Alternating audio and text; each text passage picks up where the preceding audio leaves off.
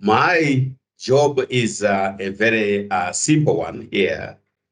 Is to say how delighted we are to have a very exciting paper on gender-sensitive strategies in clean energy distribution, a case study of PAYGo Solar in Kenya. It covers almost all the goals, the main goals of the UN and SDGs, both including gender, including clean energy, including inclusion. So it's a very important paper, and of course has a multinational team. So I'm just hoping that we enjoy it and we continue to enjoy the output from this work. That's the first point. The second point is just simply to announce to the Center for Global Finance Research Network the transitioning today in terms of the management of the Center for Global Finance, where I have served as the director of the Center for Global Finance for the last 7 years, inception, and Professor Hong Bo, who is right here in the audience, has served as the deputy director of the center. We are transitioning today, whereby Professor Hong Bo becomes the full director of the Center for Global Finance, and I become the deputy in this regard, for especially given my role in the African Economic Research Consortium. So it is to introduce Professor Hong Bo, and who will be chairing and running the affairs of the Center for Global Finance. And indeed, great pleasure, Hong, that you actually now run the show, and ask you in that regard to go ahead and chair the seminar for today. So please, let's put our hands together in welcoming Professor Hong Bo to her role as Director of the Center for Global Finance, and also the chairperson for this research seminar. Thank you. Thank you. Hong, you have the floor. Yeah, thank you. So thanks, Victor. I hope you have recovered from flight and hectic last week. Last week, let's say. So I think Victor wishes that I take over from today's lecture. And so I'm very actually happy to do so. Today's paper actually is very interesting. Victor mentioned some combination, connection between different areas, but I would add more. This is a paper that has three very important elements: gender inequality, and particularly the issue that people have been paying a lot of attention to for African economies. So gender, energy, clean transformation. And I also would like to say this is a finance paper. So I think that's a really, really good combination. I really like the topic. And so as I see that they are going to do 3% performance, let's say, delivery today. I would introduce co-authors before we start the contents. So I go according to the order of the introduction. So Dr. Samuel Tiriongo, and he's the director of research, Kenya Bankers Association. And since I saw many numbers, so let me read those numbers.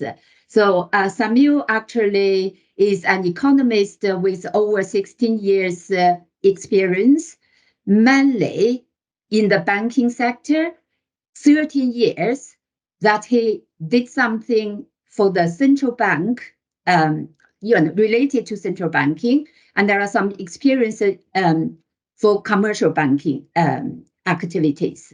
And also I saw a number. He has 11 years of experience working for the Secretariat of the Monetary Policy Committee of the Central Bank of Kenya, so which is very directly related to the banking, to the central bank. So Samuel got his PhD in economics. And actually, after reading this introduction, I found that that was funded by AERC, where Victor is working on. So you see, the whole young economist, the whole network actually has benefited from this very important network work. And Samuel got a master's, bachelor's degrees also in economics from Kenyatta University. And he also has received some very important training from, for example, very good organizations such as the IMF and the World Bank. And my second co-author, our second co-author is Dr. Mercy Kano. And Dr. Mercy Kano is a lecturer in Strathmore Institute of Mathematical Sciences and Strathmore University.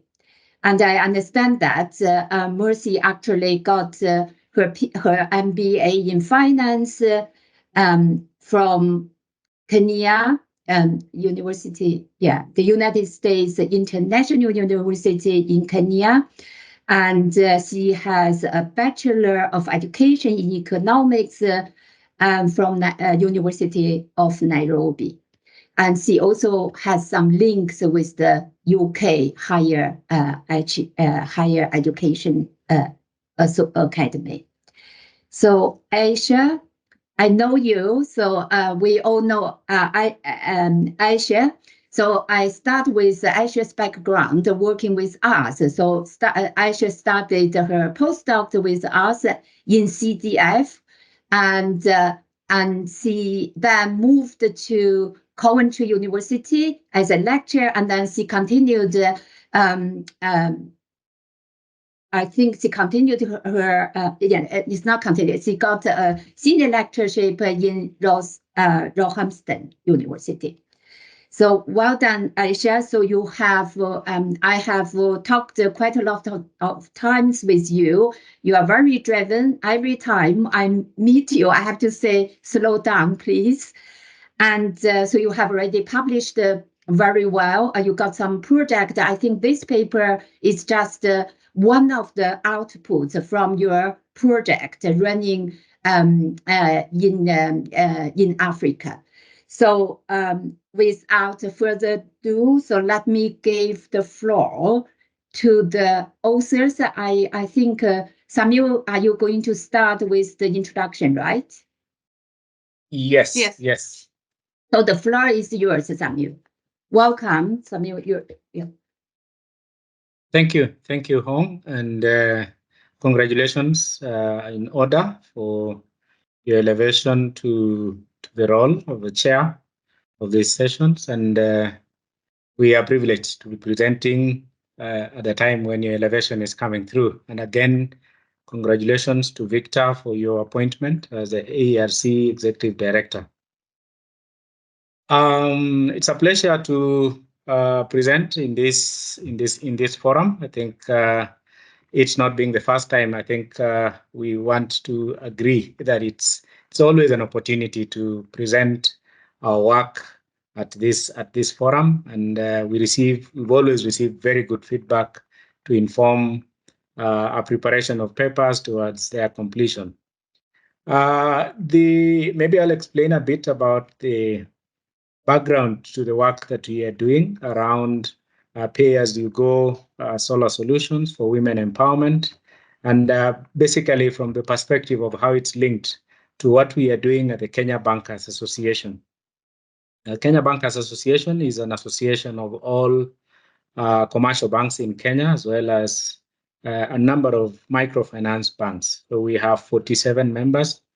And of course, the association exists to speak to a favorable business environment for bankers in the country and even beyond, because now we have our members, about 9 members so far expanded their outreach in terms of footprint in offering banking services to the region.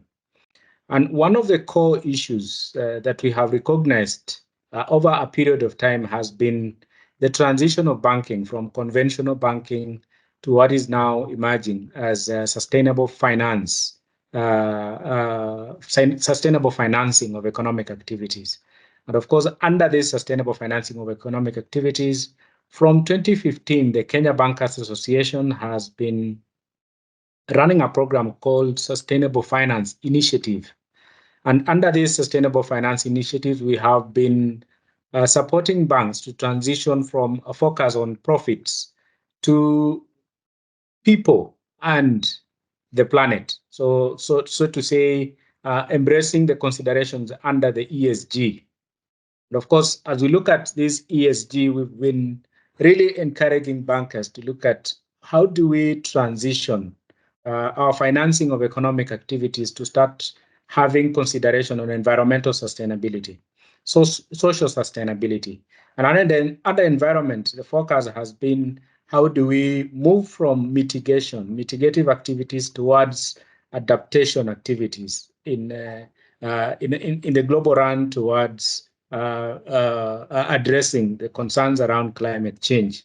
And on the social pillar, we've actually been focusing on financial inclusion, and particularly for specific groups. And these groups include women, they include the youth, as well as people living with disabilities.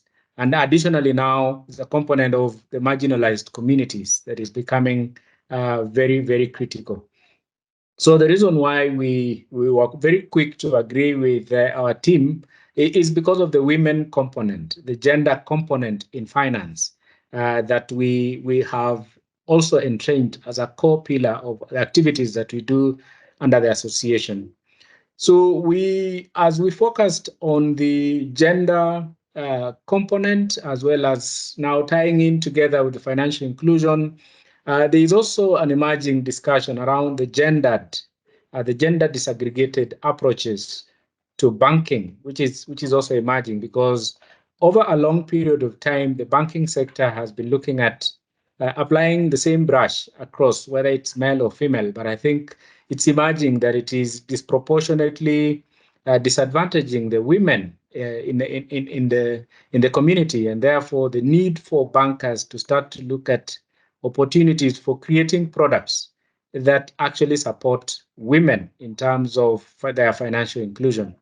So the coming together under this project was really to also support initiatives that the industry, as a banking industry, is doing to mainstreaming financial inclusion, particularly of women. So between the month of April and July 2023,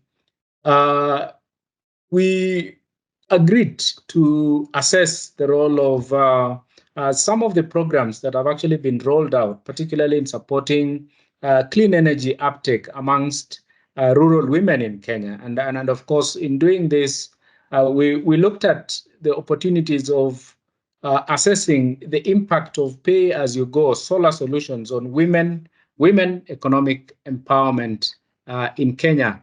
So the methodology that we adopted under this in this project was to look at gender disaggregated surveys. So we are very particular about assessing the feedback from women and comparing with those of men, particularly focusing on a product that has been supplied by Solar Panda. Solar Panda is our partner in the supply of pay-as-you-go solar solutions in Kenya.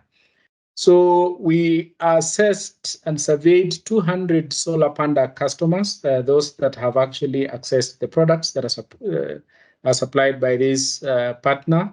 And of course, in collaborating our information, we were looking at in-depth interviews with some female customers, just to get a view from qualitative information from these women.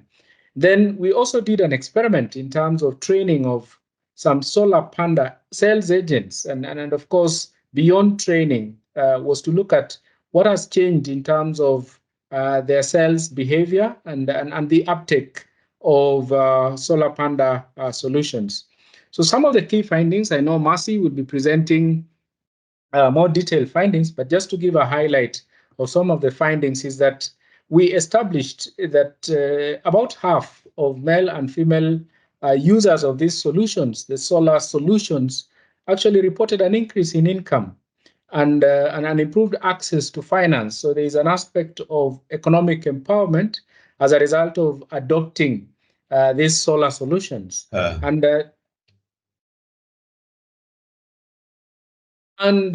out of the sales agents training that we did, the data that we gathered showed that there is actually a positive impact on sales agents' ability to attract more female customers, thereby promoting gender diversity in customer acquisition. And of course, so women were drawn to participating in these solutions. And of course, we'll be able to see as we go along how actually some of these solutions have come through and have continued to promote economic empowerment. So without much ado, I think at this point, allow me then to invite my co-author. Is it Ayse or Mercy who would go next? Mercy, then Ayse can come in at the end. All right, thank you very much, Dr. Tiriongo, for that very detailed introduction. So my job here is to take you through the actual survey and what the objective of the survey was and the results that we got. So basically, we interviewed 201 women who are customers, not women, men and also women who are customers of Solar Panda. And I just wanted to start by posing a question about, the effect or the impact that the use of these PAYGo solar products can have on people's lives, especially those in the rural areas and especially women. So this video here is of a customer of Solar Panda called Helen. So this lady has been, or at this time of this video, had been using Solar Panda products for 2 months, and has, is talking about how this has changed her life. So it's a very short video. We can just have a listen very quickly. I'm sorry, she's speaking in a local dialect, so perhaps you can just concentrate on the words down there. Omiyo naneno na kao Solar Panda ningeni bera nyalo kete chieng to ka aketo 30 bob na nota nina. Yudo nena chako gi cash, alafu koro padeng achulo ga 30 bob. Kaya ni kaka mae okonye uso kae ka stima olal. Samoro bende anyalo oro kode nyathi e duka ka adich gi toch, samoro jaduong' owuok gi toch, kaya ni bende an godo kae anyalo oro godo nyathi nyalo dhigo kata na e cho. Koro ber, aneno ka okonyo maber. Kani kota dhigo dweche ariyo, otera maber, aneno kotera maber. Gombe sana madebed ni pesa na nyalo kata na yudo cash no. Ado mana ni mondo koro abed gi tigi no, abed gi taya bende, koro aneno nagi. Okay, so a short video there of a lady who is a customer of Solar Panda. So she stays in Kisumu, which is one of the big cities in Kenya. And she talks about how access to these PAYGo solar products have improved her life in terms of affordability. She's able to afford to get light with as little as 30 shillings, which is about 0.25 USD, so very little per day. She's able to get light. And all she had to do was to make a down payment of 2,000 Kenya shillings, which is about 20 US dollars, and then afterwards she's able to pay 30 shillings every day, and she's able to access light. So she says she's able, because of this, she's able to sell at night, and she's able to do her many duties, and so she's very thankful for Solar Panda. Sorry, I'll just share my screen again. Sorry about that. Don't know. Okay, so moving on to the actual study. So the study is about PAYGo solar solutions for women's economic empowerment. And we use evidence from a survey that we carried out with Solar Panda customers. So basically, the structure or the outline of the presentation will be, I'll start with a brief background and also stating the aims and objectives of the study. I'll also briefly share the literature review, just highlights of it. I'll talk about the methodology that we use and also the data, and then I'll present the results and then a few conclusions and policy recommendations. So as we all know, access to electricity is low in sub-Saharan Africa. As you can see on the graph on the right, it's actually below 50% of the population has access to electricity in sub-Saharan Africa. So pay-as-you-go solar, which is a lease-to-own asset financing model for solar-powered devices, is very handy and beneficial, especially to women in rural areas, which tend to be a little bit underserved. So how this model works is that, for example, you can want to purchase, for example, a lighting system. So you need to just put in a down payment and then a small down payment. And then after that, you need to pay. You can choose a daily payment method or a monthly or weekly, depending on your preference. So the balance of the payment is done periodically all the way until you finish paying and then you own the property. So it's a very good model that enables women and people in rural areas to access clean energy solutions like lighting and at affordable prices. So what we know about gender-specific issues is that they haven't been addressed in the context of PAYGo solar usage. So this is partly what we seek to address. So the main aim of the survey was to gather quantitative data that can be used to evaluate how effective PAYGo solar is in meeting the needs of customers, but especially empowering women. So briefly, the literature review. So we hypothesized that there is going to be some positive effects on women economic empowerment as a result of access to PAYGo solar products. And we hypothesized that could come through two channels. So women economic empowerment could be achieved or could be improved via two broad channels of impact. One is by the benefits that come from accessing energy, which previously these people will not access. So because they are able to access clean energy, they're able to take advantage of opportunities. For example, the lady that you saw in the video, she's able to continue selling even when darkness falls, because she's able to afford that torch or that lighting system that enables that to happen. For example, at home, it's possible for example, children to continue studying even when it's at night, which would not be possible otherwise. So the empowerment can come through the benefits that they get from accessing that clean energy, but also secondly, from benefits that come from accessing finance. Yeah, so that means that if they are able to access PAYGo solar products, then they sort of are able to build a credit history for themselves, which should enable them to access finance from formal institutions. So a lot has been done in this area. Previous research has been mainly on the effects of solar home systems on households. I've given some examples there. There's some studies in Kenya, in Zambia, in Rwanda, Indonesia, and Bangladesh. However, very few of these studies address the gender-related concerns.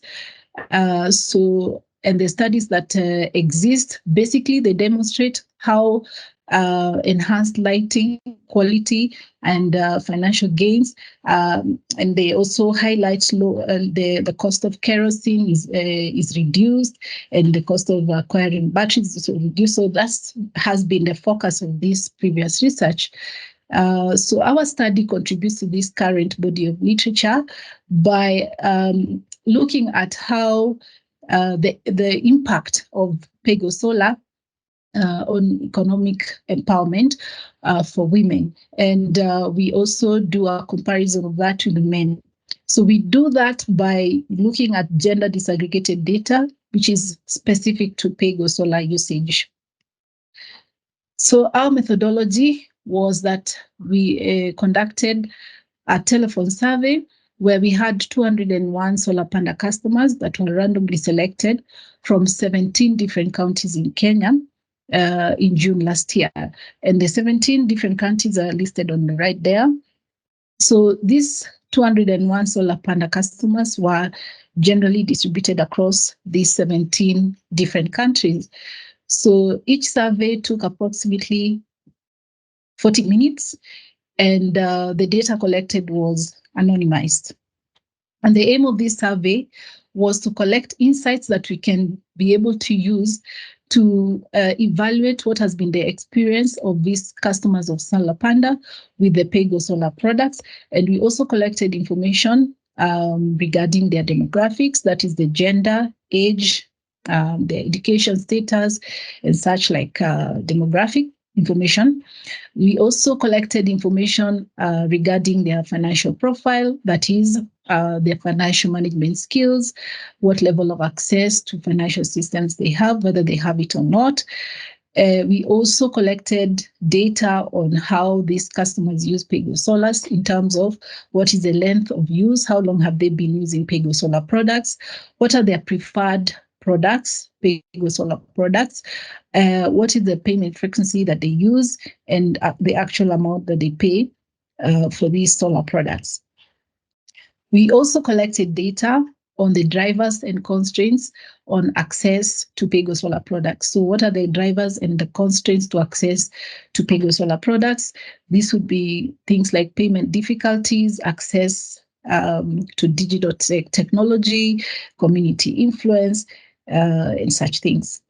And finally, we collected data that can help us assess economic empowerment implications for women. For example, the time saved from using or accessing PAYGo Solar products, whether they've been able to increase their income, generate more income, the fact that PAYGo Solar access could help them build their credit history, access to loans, additional study hours for children, etc. So we employed generally a probit model where we, for example, evaluate or assessed the effect of several regressors which are assumed to impact the outcome of women economic empowerment. So, for example, we looked at the effect of gender, the use of PAYGo Solar, and several interaction terms and other controls like education, occupation, age, and we looked at how that impacts economic women empowerment. So that's our general model. So the dependent variable is a categorical variable for women economic empowerment, which takes the value of 1 if there is women economic empowerment and 0 otherwise. And we measure women economic empowerment using various indicators, for example, whether they are able to generate income from use of PAYGo Solar, or whether PAYGo Solar has enabled them to access formal finance, etc.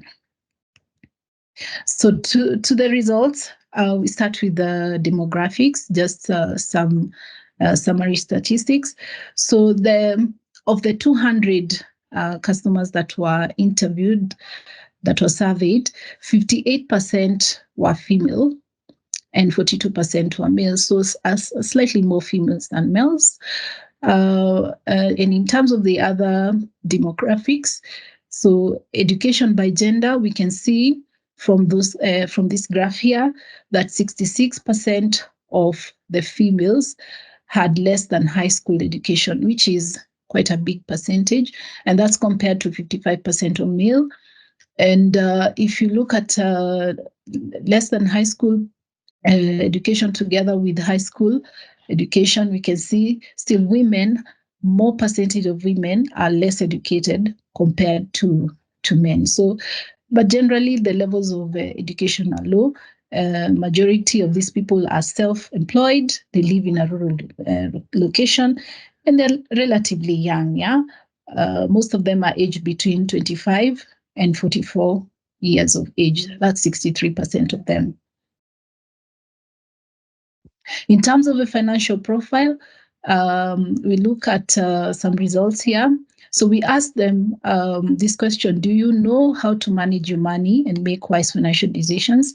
And the result here is interesting because most of them agreed. 89% of the females agreed that they know how to manage their money, and 84% of the males agreed. But when we ask them if they have access to formal financial systems such as banks or credit unions, then we see a different picture here. Approximately half of both men and women say they don't have such access, meaning that they don't bank with the formal banks or credit unions. They don't have access to them. So it's interesting that their self-reported knowledge of how to manage money does not match the access to financial institutions such as banks and credit unions. Still on financial profile, we also looked at whether they use formal financial institutions in comparison to informal financial institutions. So formal financial institutions is like banks and credit unions, formally recognized. And we see that they use them for various reasons. Some of them use them for just saving, nothing else. Some use them for both saving and borrowing. Others use that for just borrowing and nothing else. And then we have those that don't use any. So what's interesting is the percentage that say they don't use the formal financial systems. And you can see a much higher percentage, 64% are female. Of those that say they don't use formal financial systems, 64% are female and 36% are male. So basically, that is the profile in terms of the use of formal financial systems. In terms of the use of informal financial systems like table banking. So table banking is a system where we have groups, they form groups, and when they meet together, they agree on how much each individual will contribute, and then they can give out loans from that pool of contributions, which is done periodically.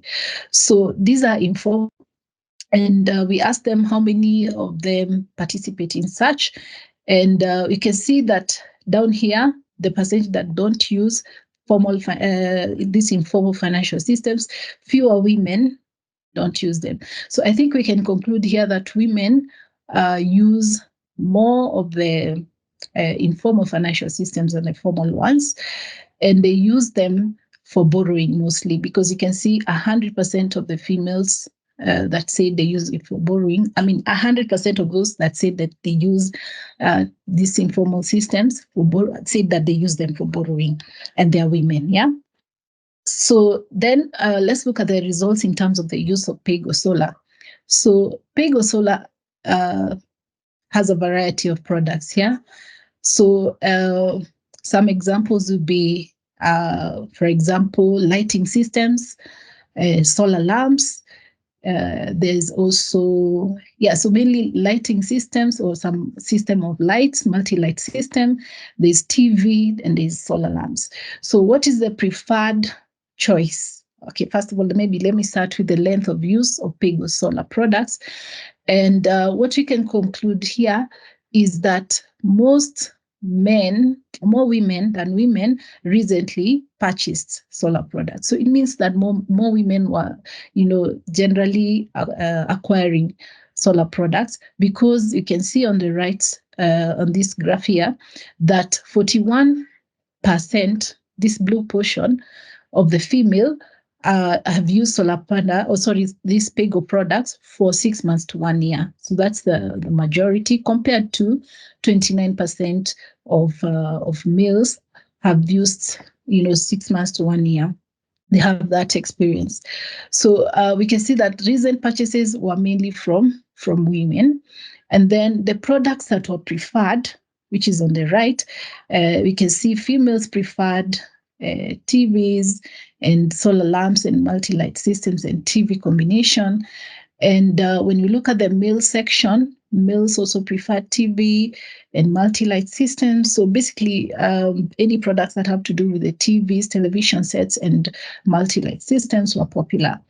We also asked them what products additionally they would want to be made available. So these are products that are not yet available, but this is what the customers would want to be made available. And a good majority of the women say that they would prefer to have cook stoves introduced. And as for the male customers, they preferred cook stoves, yes, but most of them preferred water pumps. In terms of the drivers and constraints to access or to the use of PAYGo Solar, so we asked them a variety of questions. Some of them presented the results here. One question was whether they face difficulty in making down payments. As we explained, to access PAYGo Solar products, you first of all have to make a down payment, and then the balance is settled over a series of installments, very small daily or weekly installments. So asking them whether they have faced difficulty in raising a down payment, it's interesting to note that more men than women face difficulty. 72% of the males face difficulty to raise the down payment. It's lower for women. So it looks like women don't have a problem as much in raising the down payment. We asked them whether there are any customs or traditional cultural factors that make it difficult for them to access PAYGo Solar products. And here we see 72% of females say no such things. They have no cultural restrictions, and 66% of males say they have no cultural restrictions, so there's no problem there. We also asked them if they have ever defaulted on a payment. So here a payment refers to the subsequent installments that they are supposed to pay, which is different from the down payment. And here we see more females have challenges in that regard. 56% of females have challenges or have ever defaulted on a payment compared to 51% of male, although not such a big difference. And now to the results of the probit regression that we carried out. So we first of all looked at some wanted to evaluate what are the drivers and constraints to the use of PAYGo Solar. And one of the constraints that we figured out could be at play would be the amount of payment required for the down payment and for the regular installments. So the first probit regression, the dependent variable takes the value of 1 if the individual has down payment, has ever experienced or indicated that they have experienced difficulty in raising the down payment, and 0 otherwise. So, and the second probit regression, the dependent variable is takes the value of 1 if the respondent indicates that they have a problem raising the down payment. So regression 1 is for payment default, and regression 2 is down payment difficulty. And we regress these two against a vector of regressors, including the level of financial management skill. This is a self-reported variable, which would be yes or no, as they have indicated, takes the value of 1 if yes and 0 otherwise. Then we have gender, etc., and all these, and some interactions here. So I'll focus on the outcomes that are significant. So in general, we can see that financial management skills are significant in predicting payment default. So those with financial management skills are significantly less likely to default on payments, as shown by this negative coefficient.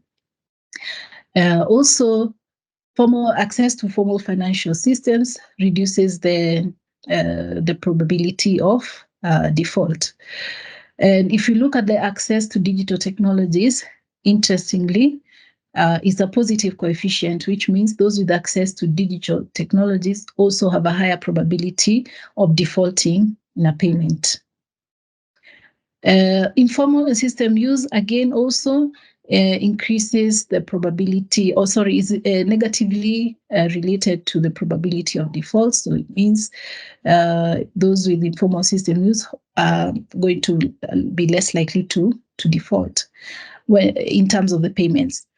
When we look at the down payment difficulty as a dependent variable here, something interesting here is that the gender variable is significant, and it is negatively associated with the down payment difficulty. So because gender took the value of 1 for female, generally it means that females are less probable, or it's less likely for females to have a problem with raising the down payment.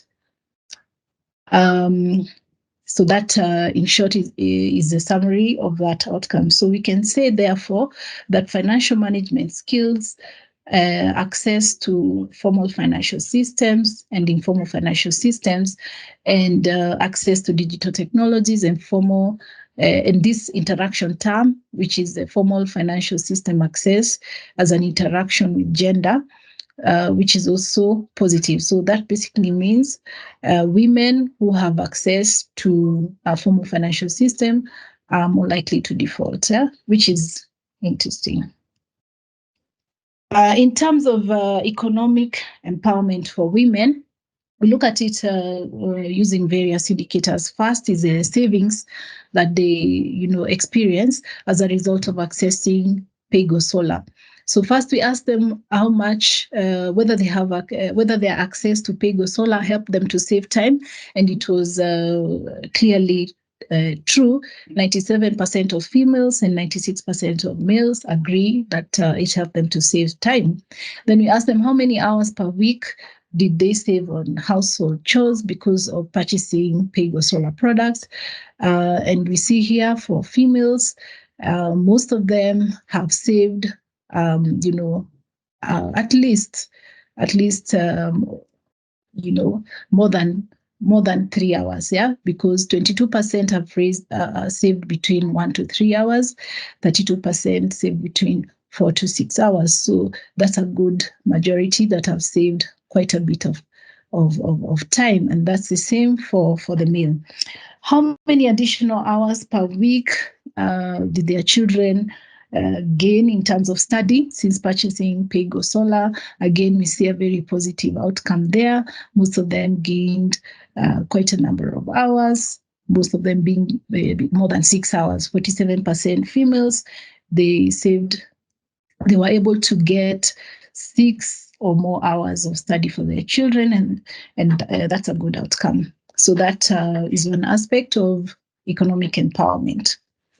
In terms of income, increase in income, as Dr. Tiriongo indicated, when we ask them whether access to PAYGo Solar has helped them to increase their income, we see 65% of females agree that yes, it has, and 68% of male. And then we also ask them how many additional income streams they have generated as a result of using PAYGo Solar. So when we say additional income streams, we say, for example, if they are able to get power, they're connected to the solar power, they're able to, for example, charge other people who would like to charge their phones, or their gadgets, electrical gadgets. So it's an additional income stream. Or they're able to operate additional lines of business, for example, running a salon because of access to power. So we just wanted to know how many additional income streams they were able to generate. And the results are that for females, 66% did not generate any additional income streams. And that's also true for male, 64%. So this is interesting because majority said that they did not have any additional income streams from use of PAYGo Solar, which points to a need for sensitization on this possibility. It means that we need to at least try and educate them on how they can, leverage on this access to improve their sources of income and increase their income. In terms of empowering women by building their credit history, So we wanted to know that, we wanted to evaluate how access to solar, PAYGo solar products has helped these people to access credit, because by being able to pay those regular payments, regular installments, they are able to generate some sort of a credit history, which then they can use to access finance. So we asked them how many loans they have been able to secure since establishing this transaction history from PAYGo solar repayments. And interestingly, many said they haven't accessed any loans. So you can see for the females, 92% of those that said they have no credit history were not able to access any loans. So they said they didn't access any loans. But when you look at those that said yes, they were able to generate a credit history, or they have a credit history, 60%, still a high number, did not access any loans. They had 0 loans accessed as a result of that, which is a bit interesting. And for the males, the same thing. 81% of those that had no credit history had not accessed any loan, but that reduces when you look at those that had credit history, and then we have 59% that did not access the loan. So it looks like having the credit history sort of facilitates access to loans, at least by reducing or increasing the percentage of people that are able to access the loans. How has PAYGo Solar helped them to build their credit history? So we asked them, because of accessing PAYGo Solar, are you able to build credit history? And then we disaggregated that to male and female. 66% of the females said yes, it has helped them to access finance, and 68% of males said that it has helped them to access finance. But when you look at the graph on the left, we see that story is not captured very well, because we have very many of them that don't actually have loans. They've not been able to access loans. The result in terms of credit history, just to present it again here in a simpler format, we asked them how many loans they've been able to secure. So 0, 1, 2 to 3, or 4. So these 4 categories.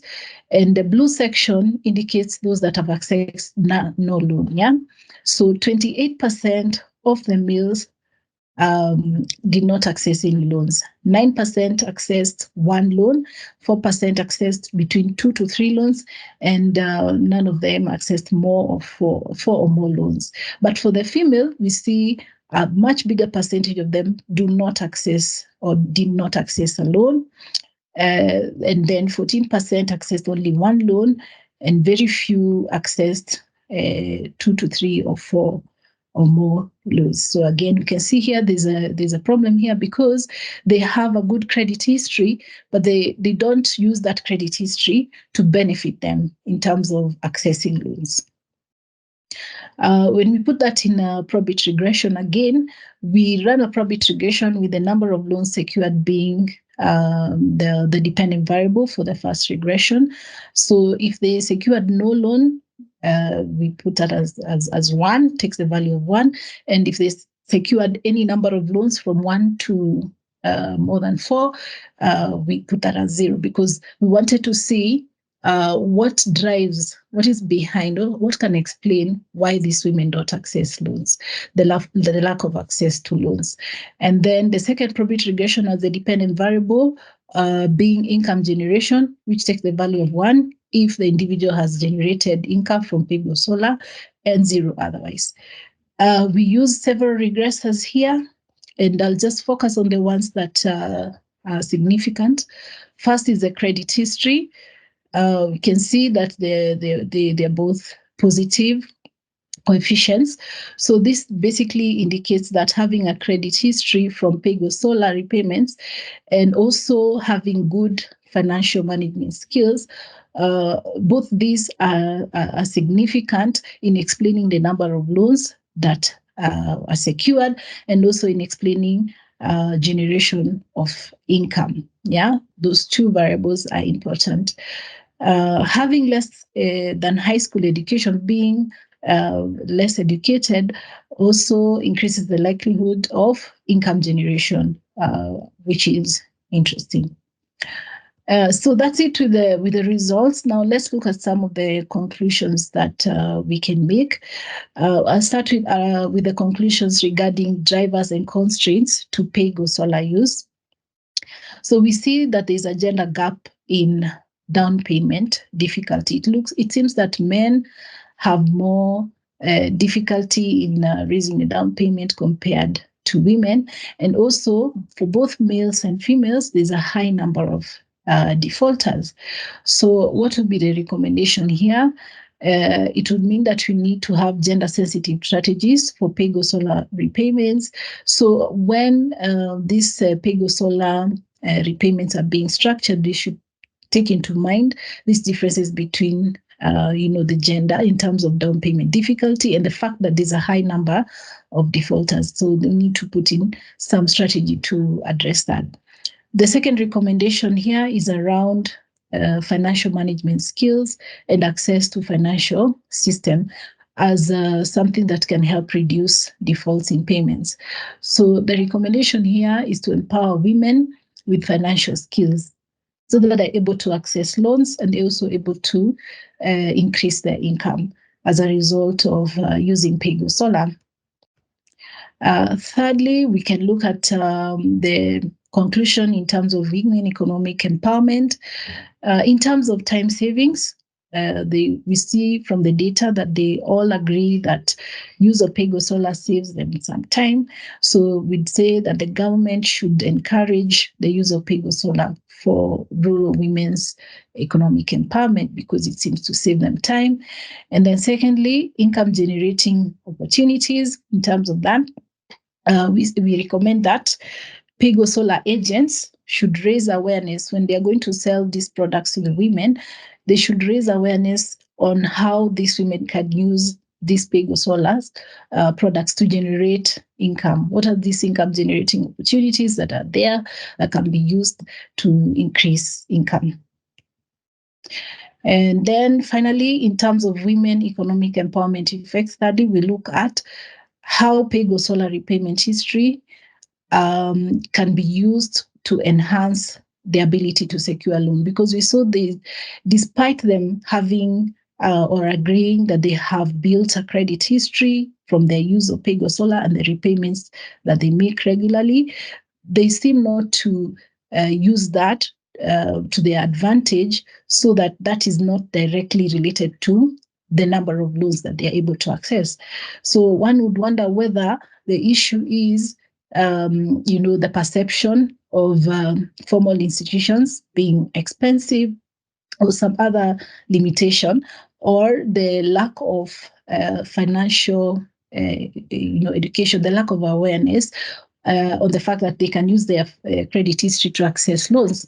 So our recommendation would be that financial institutions should collaborate with PAYGo Solar in order to grant credit recognition for PAYGo Solar users so that they're able to access loans easily on the basis of their credit history.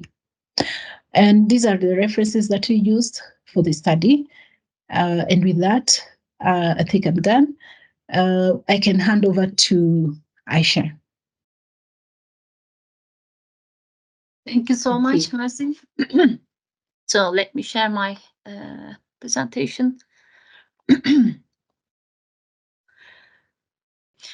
So in the first phase of our project, so our project basically has 3 phases. The first phase is to collect data. The second phase is to use data for an impact study. The third phase is the dissemination. So in the second phase of our work, we use our research data from our surveys, which Mercy has just presented. And we also conducted interviews in the field in Wote. With 20 PAYGo Solar customers. We specifically choose Wote because the company highlight that there's less training in that area. the sales agents has not received proper training on improving their sales strategies. And also because of the proximity of the households there to each other. So because we have a limited time and limited budget available, that's why this is our data restriction for single county as well as limited number of participants. So what we did, we evaluate the impact of training to sales agents on the benefits of PAYGo Solar to women. So what we did, we took lessons from our survey data, as Mercy highlighted. The customers, they build up credit history, but they don't know how to use it. There are different income generation sources, like, for example, they can let their solar charges to their neighbors, where they can create income, or they use lighting, which enable them to use night times in order to make any income generation activity, which they may not aware. That's why they keep away from the PAYGo solar products, off-grid solar home systems. So what we want to do, we want to go beyond the traditional training for sales agents for them to improve their business sales strategies. And we also embed research, not at a academic level, high academic level, but in a very simple and clear way, in order to convey our message to sales agents, as they are one of the main distribution channels. They are the primary elements who face with the customers. So we want them to equip with this knowledge, awareness on how PAYGo Solar impact not only in terms of the daily pay uses, but also long-term economic benefits, so that they can convey this message to women customers, especially women customers, to increase their PAYGo Solar adoption, as well as changing their user experience. So this is a brief outline of the presentation. For the sake of time, I will skip this. We now know about the background PAYGo Solar. So why we focus on sales agents? Because one of the barriers that women face is the distribution channel. So PAYGo Solar sales agents play a significant role in the distribution in efficient way. That's why we focus on the sales agents education. So what are our aims is to increase uptake of PAYGo Solar products by increasing awareness of benefits to women of using PAYGo Solar in terms of both income generation as well as access to finance, equipping the sales agents with this knowledge in order for them to convey this message in a clear way to the women customers. And also the study conducted to sales agents of Solar Panda in Wote. The specific objectives are to adopt research-informed training. So we are using our data, survey data and interview data, in order to form our training, as well as role-play activities during our trainings to increase awareness of the benefits of women using PAYGo Solar to increase to the sales of sales agents of Solar Panda, and examine whether this increase in awareness results in increased uptake of PAYGo Solar products by the household. So what we did, we observed the performance of sales agents before training for 3 months, 2 months, and after training for 2 months. So that's how we analyze impact of our training on the performance of sales agents. So these are just brief literature on the training for sales agents. There are different theories. So research-informed training, which integrates research findings in training curriculum, equips sales agents with recent and relevant knowledge skills. There is also another theory, adult learning theory, that enables adults to really learn things with immediate relevance to their jobs and professional life. experiential learning theory, role play activities. Basically, we combine the theory on research-informed training as well as a role play. So the approach combines evidence-based training with role play activities with gender desegregated analysis within the context of PAYGo Solar. So this is a unique approach to design trainings for sales agents. What is our method and data? This is basically a picture that I took while we were driving way to Wote for providing training to sales agents. We design a research-informed training based on customer data and surveys. We address the challenges that customers face, the implications of PAYGo Solar use. Then we create role play activities. Agents take the role of customer and sales agent in structured activities. We assign them role as one. We make them payers. One play as customer, the other play as sales agents, and we give them some scenarios to play in order, how to develop different sales approach in order to convince customer and also solve the solution, solve the problem of the customer. So yes, we train 30 sales agents, 14 were male, 16 were females, and then we did impact evaluation through the performance metrics analysis collected pre and post training. Sorry, I will skip the video. Okay, so sales agents performance metrics, these are the results from pre-training analysis. So what we look at in the data for sales agents, we look at their demographics, age, gender, education, sales experience, how many years they work with PAYGo Solar, access to transportation, which is very important element for them to increase their performance, household size and income. And we also look at performance metrics, gender desegregated weekly units sold, and revenue generation. The key results pre-training is that women sales agents 57% of sales force, but generate 73% of the revenue. Top 4 of the 46 sales agents, which we observed the performance for, all women generate 47% of the revenue. So these top 4 are female and they generate 47% of the revenue.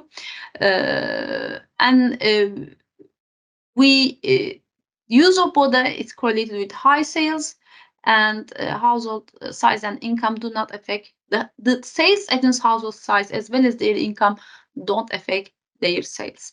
Okay, so this is gender desegregated customer mix.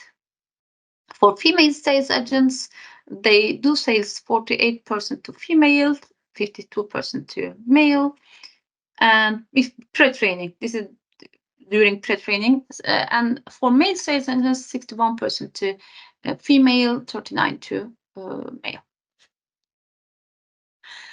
So this is our training. Some pictures from our training.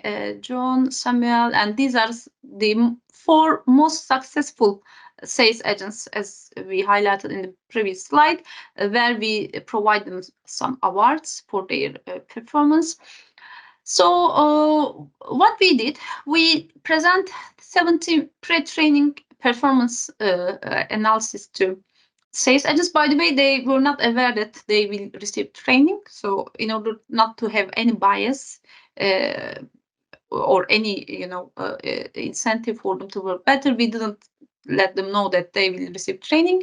At the end of the 17 weeks, or 17 or 12 weeks, they get the training. So the metrics include gender desegregated sales performance and sales revenue, but these are all gender desegregated data. And we reward the top sales agents, as I told, and ask each to share secrets of their success. And we split participants into small groups, reflect on their individual metrics, leads generated, conversion rates, sales cycle, time challenges, and how to improve. And then this is Mercy. We have activities like role play. Of course, during our presentation, we also talk about the long-term economic benefits of the use of PAYGo Solar, how it contributes to income generation for households, how it contributes to access to finance by data trails. So in the role play scenario, we present results of analysis of customer profiles, customer experience, and experience with PAYGo in terms of economic empowerment. Then we divide participants into pairs, give each pair 4 customer profiles to familiarize with and discuss sales approach to address. Sorry, for example, one customer has default issues. What we did, we already taught them that and if they do regular payments, they will create a good data credit history, which increase their livelihood of obtaining loans from formal financial institutions. Gaining this knowledge also help the senior level of the company. They were not aware of this knowledge, and the company, many companies, many startups in Kenya, even Samuel can advise better on that, suffer from they collapse because of the default rates, high default rates. That's why it's very important to emphasize the access to finance component of using PAYGo Solar. Through establishing good credit histories by regular payments, both company as well as customers become better off.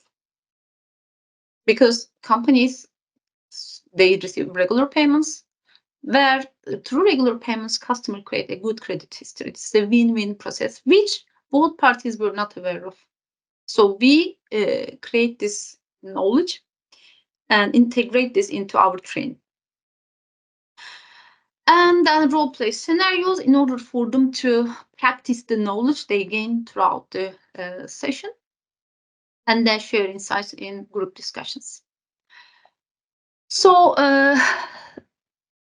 yes, these are the role play activities. So these are all pictures from our trainings. So impact evaluation. So after this training, we look at the increase in the performance of the sales in terms of revenue as well as sales, number of sales. We take the weekly average of the revenue. It was 13,640 before training. In the post-training, it increased to 18,000. So these are all 2 months periods. Number of sales, weekly average was 19 before training. It increased to 25 after training. We have a gender disaggregated analysis of the sales performance. So for male sales agents, in the pre-training, they have more female customers. So both male and female customers improved after training on weekly average for male sales agents. Still, female customer attraction is higher. On the female sales agents, there is a slight improvement in female customer adoption, where there is a high improvement in the male customer adoption. But remember, female customers were already doing very well. The top 4 was female, which constitutes 73% of the overall sales. Sorry, 47% of the overall sales. So, yes. So, what are conclusions? The conclusions are integrated research, training, and role seem to have led increased sales. However, we take the results with caution because it's just in overall. Actually, this is not 4 weeks. It should be 12 weeks. So it's 2 months prior to pre and post training, and only one region. So we refrain from doing further and deeper analysis at this stage due to limited period in the post training. But more detailed evaluation of impact to be conducted, yes. So, but in overall, the training shows that the sales agents has improved their performance. More importantly, reduction in default rates are very important. And this is one of the results which I presented. I didn't present here, but we have seen a significant reduction in default rates, which, like what I said, is a major issue for both company side as well as the customer side. So this awareness on access to finance through data credit histories is a very important innovation of this training that benefits both public as well as the business side. Yes, I think that's all. Thank you. Okay, thank you, Ayse. Wow, that's quite a lot. I thought it's one paper. In fact, you have two papers and you have a background. So I think Samuel has set up the scenes, introducing why you do this and the topics that are involved. And Mercy actually focused on the women who use Solar Panda, and the characteristics and the outcome, some outcomes, access to financing, increase in income, etc. And Ayse, you focused on another variable, and that is the intermediaries, the salespersons or sales agents. So that's quite a lot of information. I think the strength of your project so far, I think, is that you have actually collected a lot of detailed information, which is very, very important, because for the secondary data user, as I'm using secondary data very often, we do not have that much insights. So that's a very, very good collection of information. And I want at this stage, we have heard that yes, there are some statistics that are involved, but I think mainly we know more about who are using them and what they are. So what are the outcomes in a descriptive way. So let me open the floor to the audience. I think everybody may be able to raise some issues, because it's related to many things here, and which are very, very important even in our own daily lives. So we are thinking about those issues. So I would like to open the floor. And first of all, thank you very much for three of you. Now I open the floor to the audience and see whether we can have some questions and see where we are going. Okay, so colleagues, any other? Okay, so whose hands? I think people are competing now. Yeah, Roger. So at least from my list, I see Roger. Roger's hands is the first. Roger, please. Roger, please. Thank you, Prof. And thank you, the presenters, Samuel, Mercy, and Demir. I think it's an interesting project, and with a lot of information coming through. I just wanted to know, this solar, this PAYGo solar, are they working in there's this emerging technology of lockout technology, where they could temporarily disable the solar if the payment is not coming through. So I just wanted to know, and if so, I see a potential. I would suggest a layer to their research, in the sense that if, for example, I have a down payment, I'm given this solar, and if I fail to pay, it can be temporarily disabled until I resume the repayment. Then this can be a very nice digital collateral, not only for the payment of the solar, but also I have seen in other experiments where this digital collateral can be used for this. I mean, the owners can use this even beyond, even once they are finished paying, they can use this as a way of accessing loans. Could be small value loans, but very useful, especially looking at the people in the rural.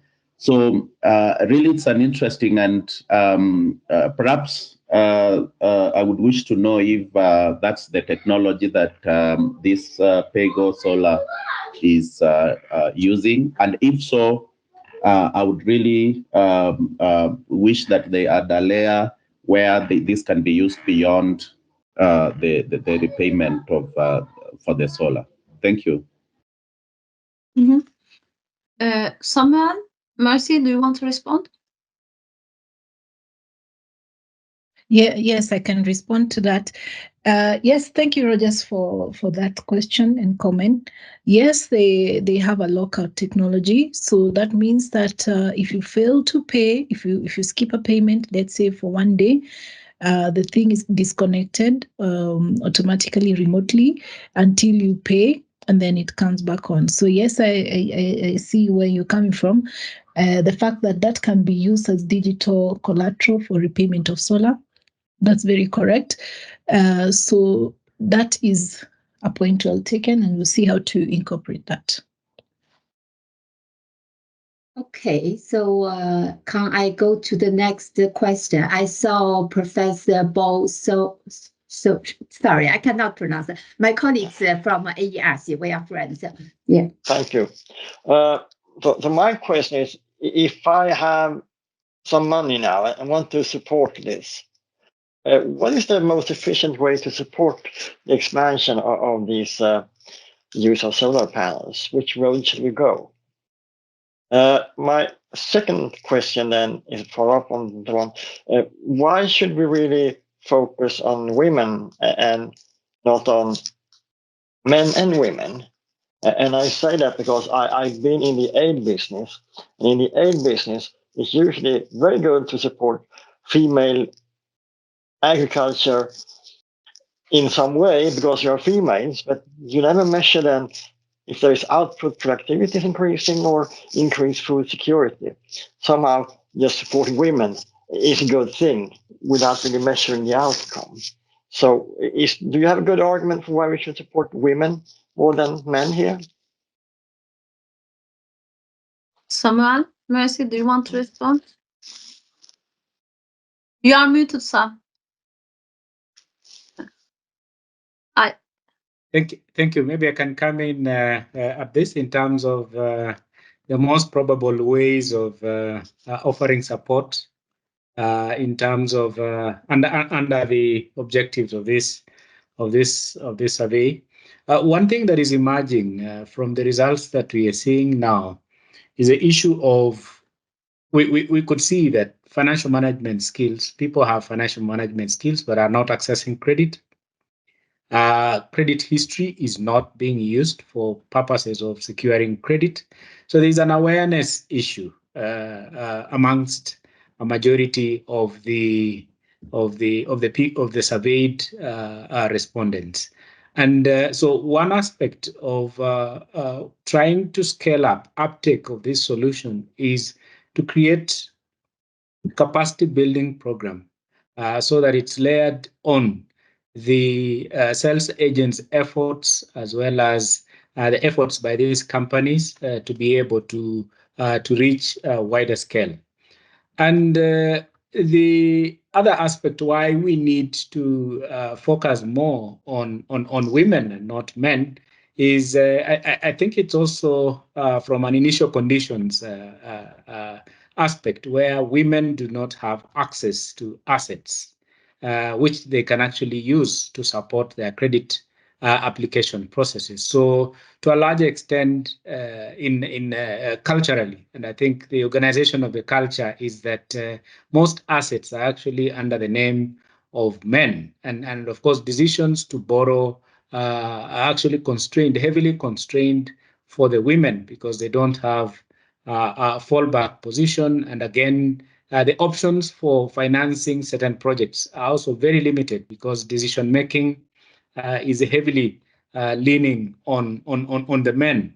So women, to a large extent, require this support, and hence the need for a gendered approach to financial inclusion, gendered approach to access to these solar energy solutions, and more so the fact that the options available, say for instance for lighting, include some rudimentary methodologies. In our rural Kenya, we have issues around the lighting is actually, some could be lit from firewood, and the people mandated to get firewood are actually the women. So the people being released from by using solar energy in lighting is actually the women who are actually feeling that there is a release of their time to other economic activities. Now, a majority also of those doing small businesses in rural areas, either of groceries, specific food sales of food items, are actually women, and therefore this is directly targeted at empowering them, and therefore they would be the ones to benefit the most. Thank you. Yeah, may I also step in? So another point is that, thank you very much, Samal, for detailed explanation. Another point is that women disproportionately share the energy burden in these rural communities. And these products, PAYGo solar products, specifically designed for home tools, solar home systems, which we call solar home systems, where the primary users are women. So that's why we have specific focus on our titles as women, but we did analysis for both males as well as females, because we collect data from households, the account owners, and we use a stratified random sampling. So we have data for both, we have analysis for both, but since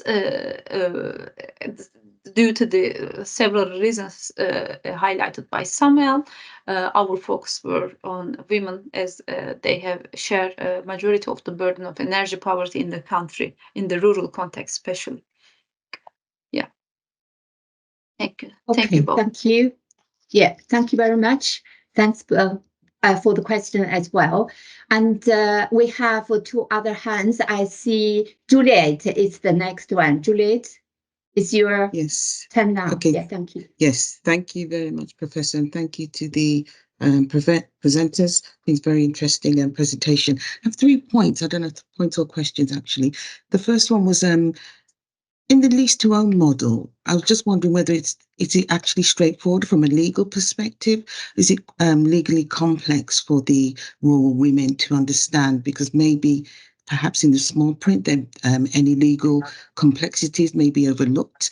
That was one point. The second one, it wasn't very clear for me the level of financial literacy of the survey sample, because if you go by the results highlighting low education, then from one of the questions, it was asking whether they have wise financial decisions. So it wasn't clear, what does that mean for them in this rural context? What does wise financial decisions mean if they have low education anyway? And then the third point, the final point, was just around culture. What role does culture play in the analysis? Does there need to be a cultural shift for the sales agents? But then I was interested to see that the majority were women actually, so it makes you wonder. And so I wasn't clear if there was, because I think Ayse said there's a high default, then if there's high default, then doesn't that link to them not being able to make wise financial decisions? So there was a bit of things that weren't clear for me, but I thought it was a very good presentation. Thank you. An interesting topic. Yes. May I start? Thank you.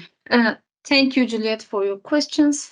And actually, regarding financial literacy, so this is a pilot project. This is designed as a pilot project in order to explore feasibility of this work, because this is a new area. There is the sector is new, PAYGo solar sector is new, but as we highlighted, one of the main gap in this sector is gender disaggregated data. So we have some discussions before setting up this project, I consulted with several, expert stakeholders in order to find out feasibility and the demand for this type of work. So, what I would like to say is this is a pilot project. Every question that we ask in this project is a very simple yes or no questions. Of course, this is one of the shortcomings, but we don't claim that this project is to drive for policy conclusions. This project needs to be scaled up in order to improve survey questions. But this project is to provide insights. Whether this is an area where there is a research gap, where stakeholders need outcome from a gender desegregated data, whether this data guide them to reform their strategies, sales strategies, government strategies, research strategies. It's just an exploration. So that's why every question that we ask in the survey was simple yes or no questions. This is one of the shortcomings, but like what I said, this is a pilot project, a feasibility project, in order to find out whether this area is open to be scaled up for further analysis. So yes, this is one of the questions that we are addressing in our new grant application. We already did, and we will find out hopefully the results. We asked them simply, do you think, what was the question, Mercy? I don't remember exactly, but the question is whether you believe that you make financial wise, because we don't want to go into that much details of financials, because we want to explore a pinch of knowledge from every aspect of their profile to find out some general insights, not too detailed, to draw a general frame of the customer profile. Yes, this is a gap. Thank you, needs to be explored. Yeah. Thank you very much. Yeah. Any other additions? Yes, maybe I can speak on whether the PAYGo Solar financial model, it was straightforward or very complicated for the women. Part of the work we did, which we didn't present today, was to conduct interviews, face-to-face interviews with a small sample of women that use these products.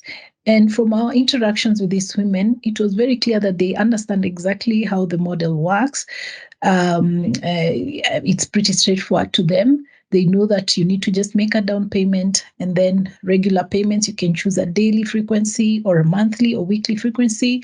And if you don't pay any particular payment, it goes off until you pay again. So they understand how the model works. So I wouldn't say there is a complexity in understanding. Maybe we need a bit more sensitization on how they can use that and leverage it to improve income sources and also to access finance. Thank you. Thank you.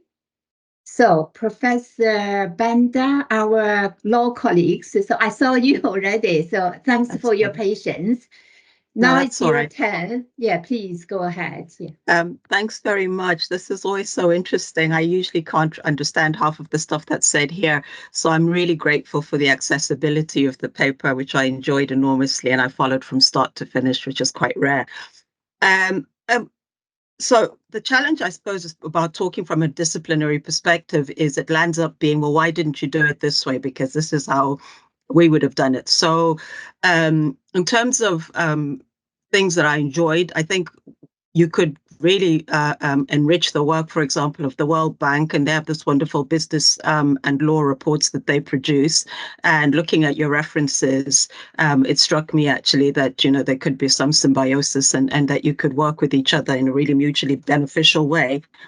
I suppose my challenges were around conceptual issues, and particularly this link of women and gender, and you use them interchangeably.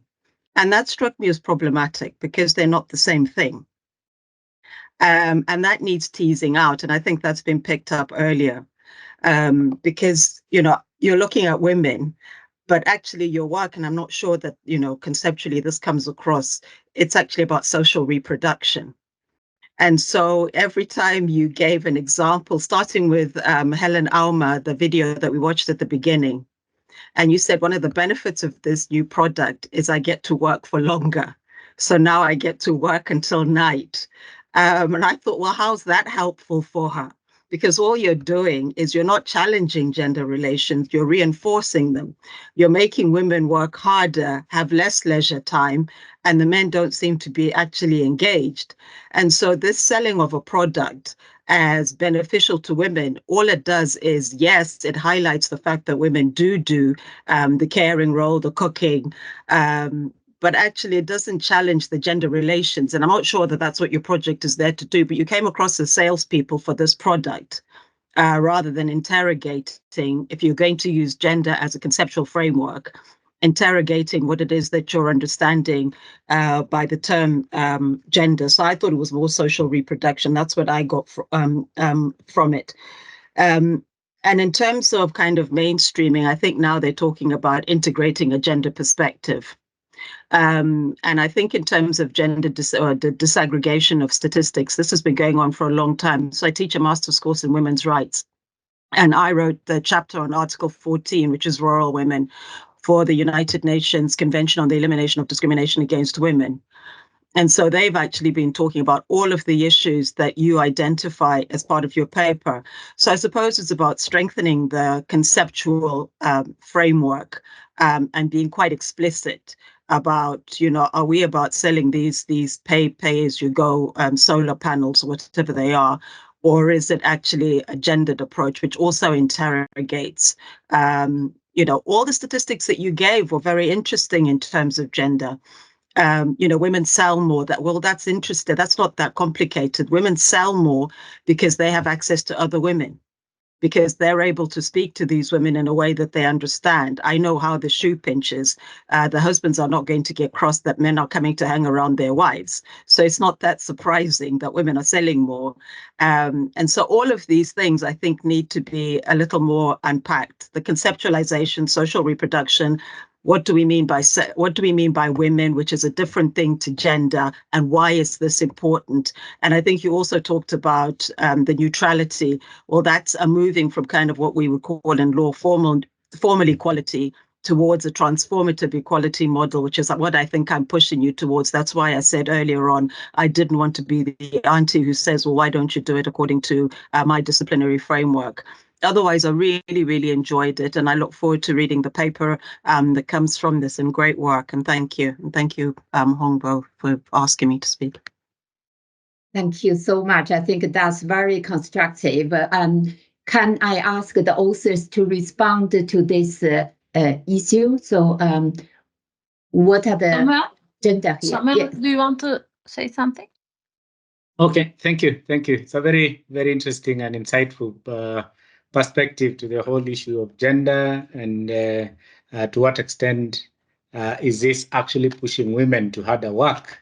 And I think it's eye-opening in a way in terms of what exactly do we mean by economic empowerment for these women, and to what extent is economic empowerment interrogated along the lines of labor participation, particularly for women, and to what extent are they willing to work longer but were constrained before, and so this is we are looking at it from I know from the objectives that we have paraded, is really economic empowerment. Do we have an opportunity for them to really increase their income? Do we have an opportunity for them to be affected in a way in terms of release of time to engage in economic activities? I think that was the scoping, but I think I like the idea of what are the other perspectives for women involvement in labor, women involvement in the social space that would be of greater interest, as well as also perspectives around the quality of life. With their use of clean energy, for instance, what does that mean for women at the end of the day? And what does this mean for them in terms of their access to other facilities? So we have an opportunity to increase the scope and look at what other perspectives can actually be included in the paper as we shape it towards completion. So thanks for highlighting those perspectives and opening up our discussions even to include some journals in law, and we like that. Thank you. Yeah. So sorry, Victor, can I have one? Can I push back a little bit on that? Just I want one more. to invite you back. Yeah, invite I'm sorry. you Okay, back, thank please. you. Yeah, Victor, thank you for your patience. Yeah. No, sorry. It's gone out of my head now. So in terms of this money that you said you want to increase in economic empowerment, are they keeping it for themselves or are they using it for something else? Because this is the other thing. What is empowerment if it's for use for other people? So how much of the money are they keeping for themselves? Because you said in terms of default, women at a higher default rate than men, which seems to me to suggest that actually any money that they make may not necessarily be going to them. And the second thing, to add to your gendered analysis is this. What interested me is that more the money was going towards children's lighting and education. But the other thing that I thought was really interesting about your data is what they wanted to do with the money. So they wanted leisure, so they wanted televisions. And then when you said, well, specifically, what else would they want? They wanted stoves. So these are stoves, again, to free them for more gendered work. So instead of gathering firewood, they want to use the money that they're making to buy stoves. So actually what you're working towards is a reinforcement of gender relations. And you're selling this as a package of economic empowerment. And I'm skeptical. Thank you. Thank you very much. So we got more. Do you have more response to Professor Panda's question at this moment? Authors, co-authors, please. Do you? Yes, Samuel. Yes, if you. Ayse, yeah. Briefly, yeah, Ayse. Yes, Samuel. Do you have a word to say? Do you want to say something, or I can step in?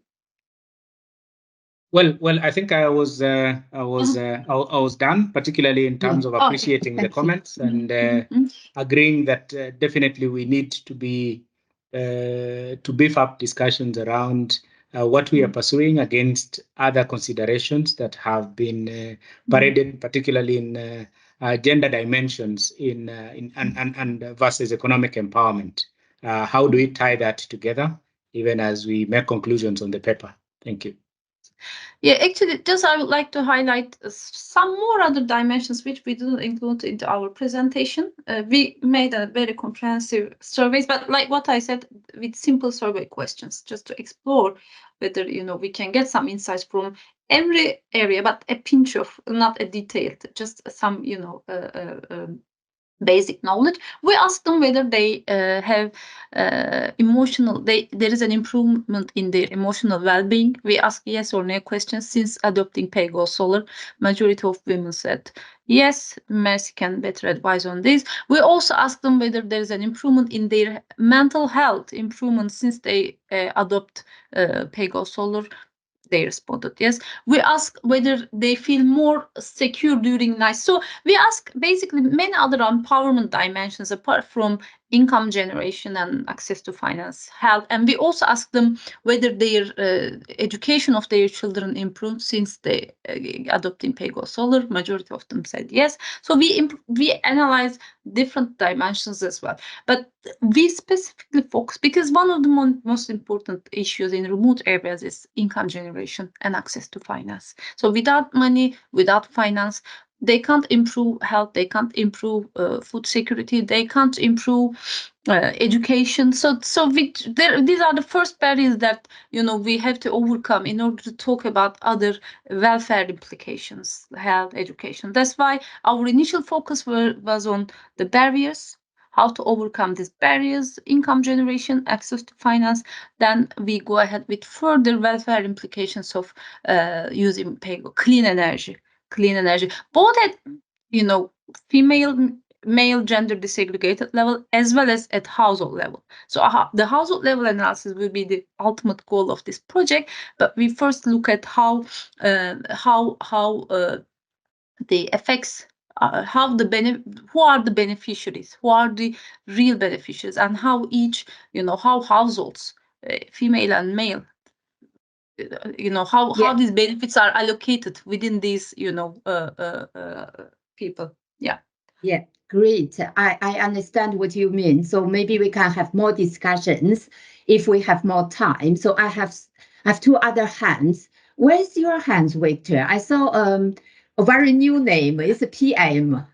It's like a prime minister. So you raised your hand, right, Victor? Do you have a question? Otherwise, I go to Amelia. Amelia? Thank you very much, Ahong. I also tried to make out time to attend this, and I think this is really very useful. I am not a gender person like my colleague Farida, but with 2 points. The first one is with this sort of research, I think that clarity with definition is really important. And so when you ask people if they're financially literate, just taking the literacy population into context, what does that mean? As somebody's raised that question. But I think that's really important to help clarify those things.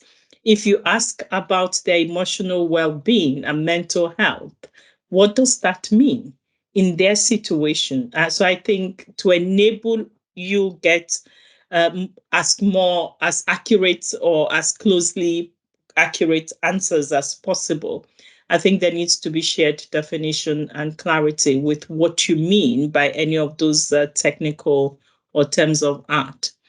The second point is that I think that the findings, the interim findings for now, that's what they are. They are mere data, if you like, that researchers can interpret and use in other fora. You can't look at everything. I think that would be a mistake if you want to then begin to look at everything from every other discipline. I think that's a wrong way to look at it. I think that the idea is what is happening on the ground, and then what that tells us is a different paper, and different people can use it differently. For me, I'm a commercial lawyer. And I think that from my own knowledge, I'm not from Kenya. I don't do research, strictly speaking, on domestic Kenyan markets. But generally, it's important. What I find really useful is that this tool is really important. And it's important that let's leave aside the gender issues that Professor Banda had raised, which are germane and really, really important. But women in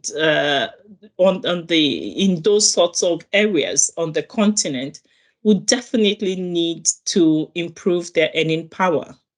They have to improve their earning power. They have to improve how they're able to access finance, access credit, and more importantly, engaging in the formal financial system. That is really important. They seem to predominate in the informal sector. And so the question then becomes, how can they leverage tools like PAYGo, Solar, whatever it's called, this tool that you're looking at, how can they leverage that to enable them enter into the formal sector? It was interesting that one of your findings meant that those who had some form of banking or access to banking or finance systems seemed to be more, the probability of them defaulting was higher than those that didn't, which is really very interesting, because usually I would expect that if you have a bank account or you have some access to finance, you will be able to continue to maintain the payment as you go along.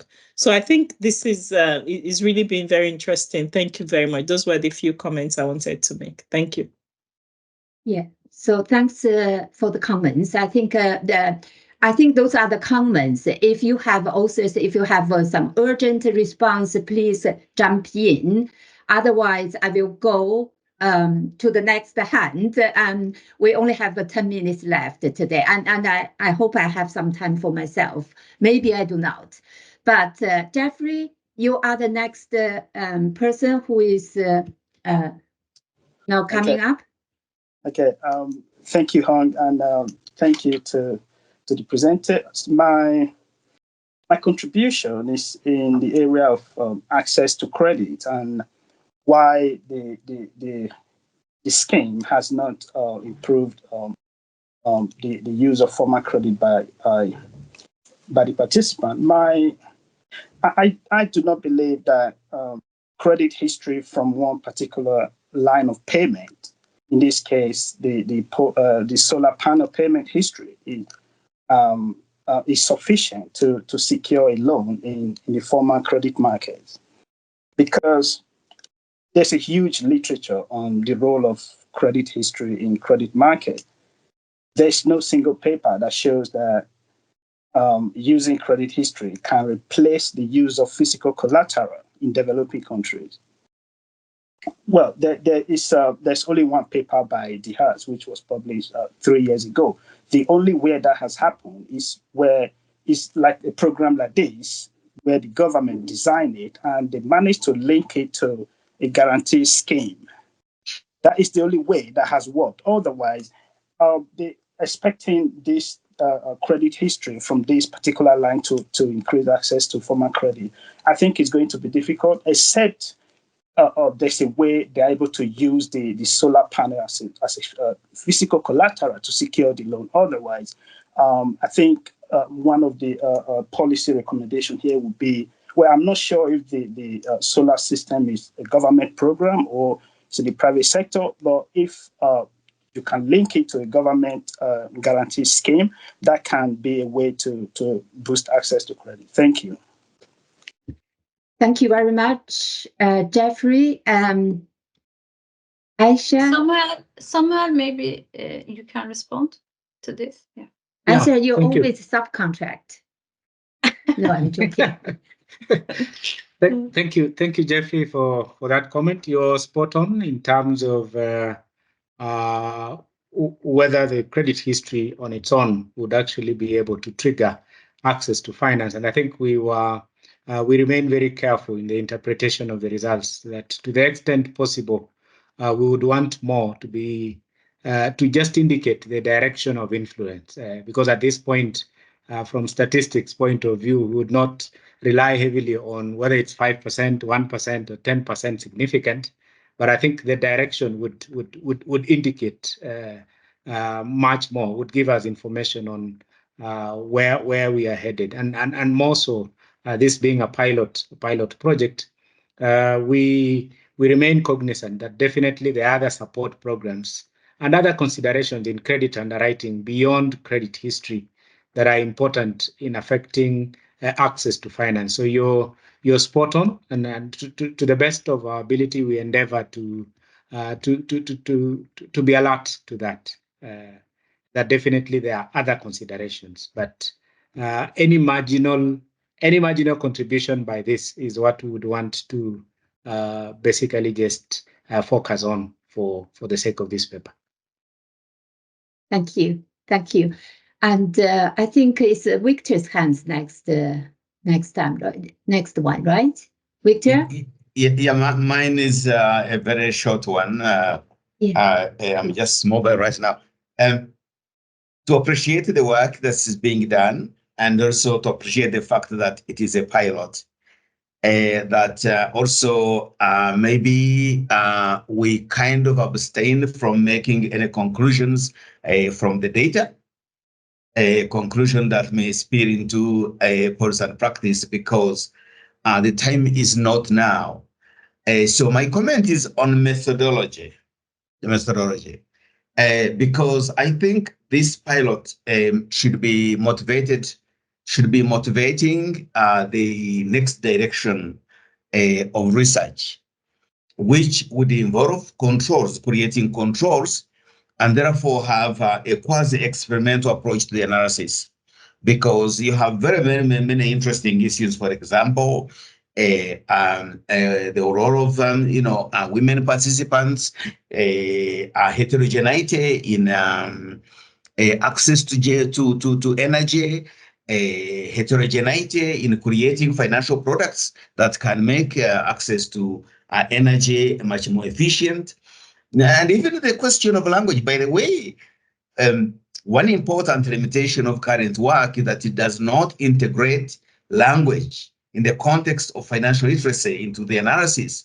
Because, for example, the lady was speaking very powerful messages there, but I could not get any, I could go and get information because I can't speak Luo. But you see, that also is an aspect of financial exclusion. The full inclusion should have a full financial literacy across the languages. That could be an experiment, by the way. You could, in this setting, you could have an experiment of Luo who can speak Swahili versus all those who can speak Swahili, and then you see the heterogeneity, the differences. So methodology, I urge you all to go into full experimental basis with the controls and difference in difference, or this triple difference in difference, and you will have stuttering work that will feed straight into policy and practice. Please keep running. Great. Thank you. Thank you so much. Yeah. Thanks so much. So, guys, do you want to respond or shall we go down, right? You Yes, got the point, right? The methodology, yeah. Yes, I took a note on that. Yeah, this is actually what we aim to do in our, scaled up projects. Yeah. So Rosemary, can I give you just 1 minute, please? Because I want to have some time. Rosemary? Yeah, this briefly. is a very short question, to be honest, just on the methodology. From what I understood, this study was done over a few months. I was wondering whether you think this short time frame fully accounts for the impact of solar adoption on economic empowerment, or how does your model account for the potential time lag? Okay, great. So response, please, from Actually, one of yes, you. we already highlighted that this is a pilot project where our ultimate goal from this project is not to provide policy implications or definite conclusions. It's to just provide some insights, and whether is it a feasible work? Is there a demand for this type of work? Is there a real research gap which may benefit policymakers with a scaled up project? So we already clarified this. Yeah, great. Yeah, thank you very much. Giving the time, actually, I want to, otherwise I cannot sleep well tonight. So I need to tell you what I think about the paper. I think it's really, you gave us a lot of insights. I have 3 maybe only comments, and let's discuss outline if necessary. So first of all, I heard quite a lot about the practice, about the descriptive statistics. I need to see a little bit of theoretical framework.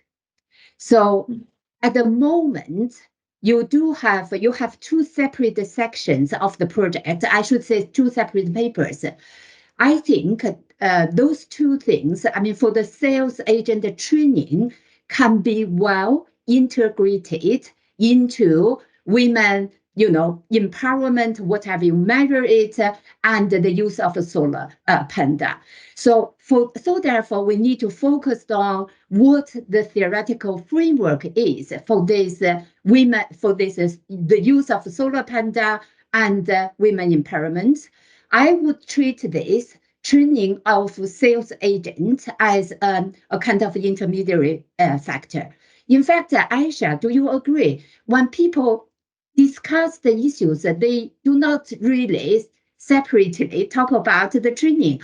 So you can insert your training into the framework and then treat it as a mechanism or maybe a channel or an intermediary factor. So that's my first thing. So if you do so, you can have an integrated theoretical framework. By the way, we talk about gender inclusion, we talk about gender inequality, and we consider Professor Panda's comments on this, you can add something social theory. I can see the point, yeah, why do we like to work longer hours? But, some people, because they are restricted, even they do not have the access to light, so they cannot work. If that is the case, working longer can give them more maybe utility. So I would say we can integrate those social theories, psychology maybe, into the economic theory to set up an integrated theoretical framework. And my second point is on the endogeneity between the use of Solar Panda and the so-called empowerment. Particularly if you see the credit history or access to formal financing, you do not know which causes which one. So they are, I do not know. I'm confused who causes who. I think we need to really, really pay attention to the endogeneity problem here. And this is also related to the methodology issues, I think. So that's my comments. I put this salesperson training into my first one, but I just think if you integrated those things, and the paper will be more powerful. And that's my comments. I do not really need the response unless you think your responses can add more value. Thank you so much. Yes, we all take into account. So actually, we need a longitudinal data in order to be able to respond. So this is only one time point survey. So like what I said, in our scaled up project, which we did a grant application for, it contains a longitudinal data collection points, 4 data collection points, which enable us to collect dynamic variation across data, which also help us to approach different endogeneity issues to be able to. So yes, we disclaimer is we know that this is a pilot project. It has several limitations, but it has some insights showing that there is a research needed in the clean energy solutions for women's economic empowerment, and this needs to be investigated.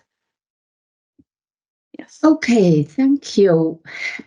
We have such a full session today, and I really enjoyed it, the discussion particularly. And I would like to thank the 3 co-authors who contributed great to this discussion. And I also want to thank people who participated in the discussion. We all benefit from this type of discussion. So well done, everybody. And for that, I think we are just 1 minute. Just at the spot of that time. Yes. So thanks everybody. So I will see you next time. Okay. Take care. Bye bye. Thank you so much. Have a nice day all. Bye. Thank you so much. Thank you. Bye bye.